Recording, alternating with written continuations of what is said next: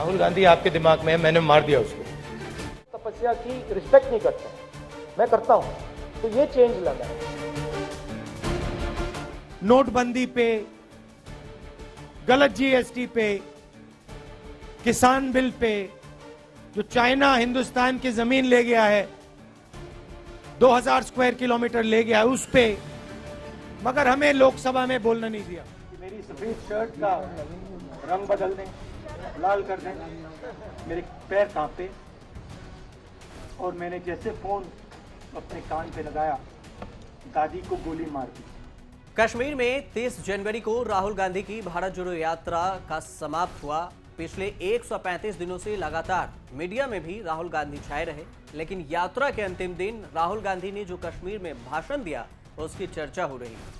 उन्होंने अपने स्पीच में, अपने भाषण में कहा कि नफरत करने वालों, अगर चाहो तो मेरे सफेद टी शर्ट को लाल में बदल दो। उन्होंने ये भी कहा कि जब मेरे पिता की हत्या हुई तो मेरे हाथ पैर कांप गए, लेकिन मैं नहीं चाहता कि किसी के पिता के पास ऐसा फोन कॉल जाए। अब कोई ऐसा फोन कॉल ना करे। राहुल गांधी का बयान सुनाने से पहले आपको बता दें कि यात्रा तो समाप्त हो गई है, लेकिन बड़ा सवाल यह है कि क्या 5 महीनों के अंदर और करीब 4000 किलोमीटर की पैदल यात्रा राहुल गांधी के करने के बाद उनकी व्यक्तिगत और सियासी छवि को और दमदार बना पाएगी? क्या 2024 के महायुद्ध के प्लेटफॉर्म पर राहुल और मजबूती के साथ मोदी और उनकी सेना का मुकाबला कर पाएंगे? क्या बीजेपी को अपनी रणनीति को और शक्तिशाली बनाने पर मजबूर करेंगे राहुल गांधी? लेकिन ये सब बताने से पहले आप राहुल गांधी का बयान सुन लीजिए। कि देखिए, अगर आप पैदल चलेंगे तो आपके ऊपर ग्रेनेड फेंका जाएगा।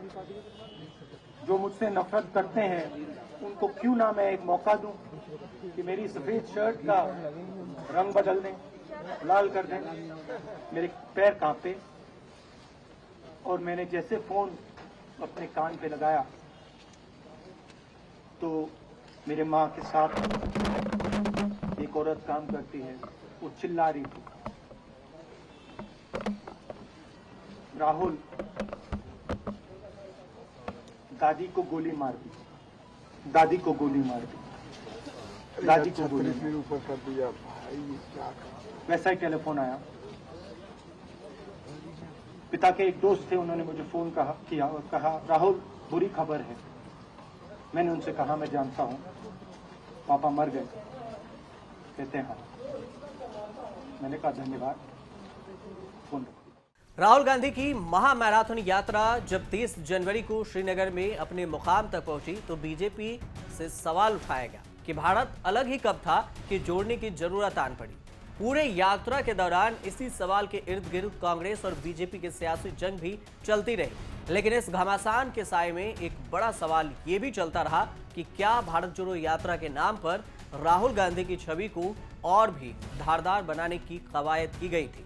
क्या 2024 के महासमर के लिए राहुल का रक्षा कवच तैयार किया जा रहा था? हालांकि कांग्रेस को इन सारे सवालों से परहेज है, लेकिन आगामी 2024 के आम चुनाव से पहले जवाब मिलना भी मुश्किल है, क्योंकि चुनाव नतीजों में ही इसका उत्तर छिपा है। हाँ, इतना जरूर है कि भारत जोड़ो यात्रा से कांग्रेस को फिलहाल नुकसान की आशंका नहीं दिखाई दे रही।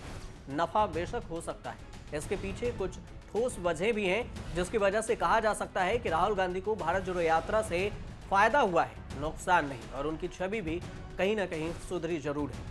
भारत जोड़ो यात्रा से पहले राहुल की छवि एक नरम व्यक्तित्व वाले नेता की थी। आरोप ये भी लगते थे कि राहुल की सियासत और जिम्मेदाराना है, तो वो ठीक से सियासत नहीं कर पाते। ये भी कहा जाता रहा कि कई अहम मुद्दों पर संसद से सड़क तक वो गैर मौजूदा ही रहते हैं। राहुल के सामने चैलेंज था कि विपक्ष को अपने साथ लाने की और उसके साथ आगे बढ़ने की। इसके अलावा उनके कई बयानों को भी बीजेपी ने मुद्दा बनाकर निशाना साधा। राहुल गांधी के सामने चुनौती थी कि इन अवधारणाओं को तोड़ने की, बीजेपी के हमलों को तार-तार करने की, जो कि राहुल गांधी ने अपनी भारत जोड़ो यात्रा से ये सारे चीजों को जो बीजेपी ने आशंका बैठा रखी थी उसे तोड़ने की पूरी कोशिश की है।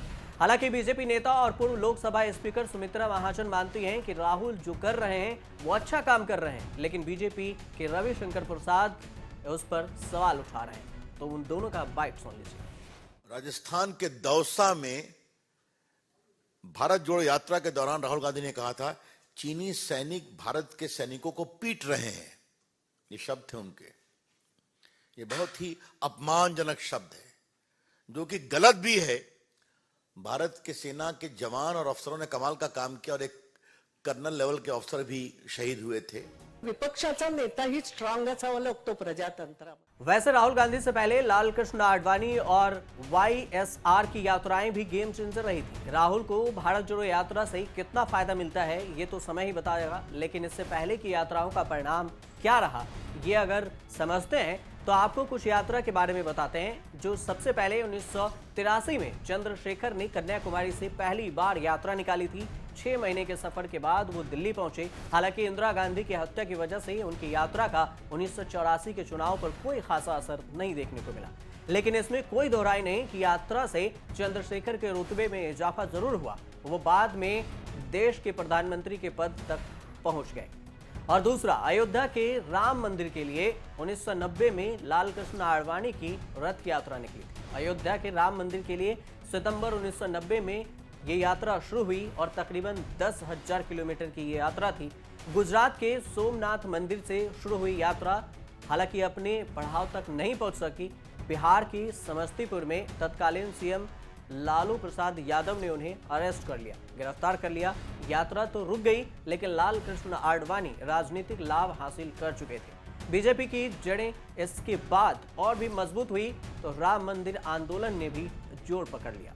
और तीसरा, 1991 में बीजेपी के मुरली मनोहर जोशी की यात्रा रही। बीजेपी के तत्कालीन अध्यक्ष मुरली मनोहर जोशी ने 26 जनवरी 1992 को श्रीनगर के लाल चौक पर तिरंगा भी फहराया। फिर भी उनकी यात्रा को बहुत ज्यादा गंभीरता से नहीं लिया गया। उसके बाद अगर बात करें 1985 में तत्कालीन प्रधानमंत्री राजीव गांधी के इशारे पर कांग्रेस के नेताओं ने संदेश यात्रा निकाली थी। मुंबई के AICC सेशन बाद यात्रा का शुभारंभ हुआ। 3 महीने बाद दिल्ली के ऐतिहासिक रामलीला मैदान में यात्रा का समापन हुआ, लेकिन यात्रा का कोई ज्यादा असर नहीं दिख सका। और पांचवा, आंध्र प्रदेश के नेता YS राजशेखर रेड्डी की 14,000 किलोमीटर की यात्रा रही। झुलसाने वाली गर्मी में रेड्डी ने चुनाव से पहले ये यात्रा निकाली। 1 साल बाद चुनाव हुए तो परिणाम सामने आया। रेड्डी ने सभी का सफाया कर डाला। 2017 में उनके बेटे YS जगन मोहन रेड्डी ने प्रजा संकल्प यात्रा निकाली और सीएम की कुर्सी तक पहुंच गए। और छठी कि कांग्रेस नेता दिग्विजय सिंह ने नर्मदा परिक्रमा यात्रा 2017 निकाली थी। उसके बाद कांग्रेस मध्य प्रदेश की सत्ता तक पहुंच गई। बीजेपी ने मोदी सरकार की उपलब्धियों को लोगों तक पहुंचाने के लिए एक यात्रा निकाली, जिसे जन आशीर्वाद यात्रा कहा गया। ये 5 दिनों तक की यात्रा चली। इसका क्या परिणाम रहा ये 2024 का आम चुनाव से ही बेहतर पता चल पाएगा। जैसे राहुल गांधी की यात्रा का प्रभाव भी 2024 के चुनाव से जोड़कर देखा जाएगा। 2024 में क्या होगा, राहुल की भारत जोड़ो यात्रा का असर, ये भी परिणाम आने वाले वक्त में चुनाव ही बताएगा। आप देखते रहिए न्यूज़ तक।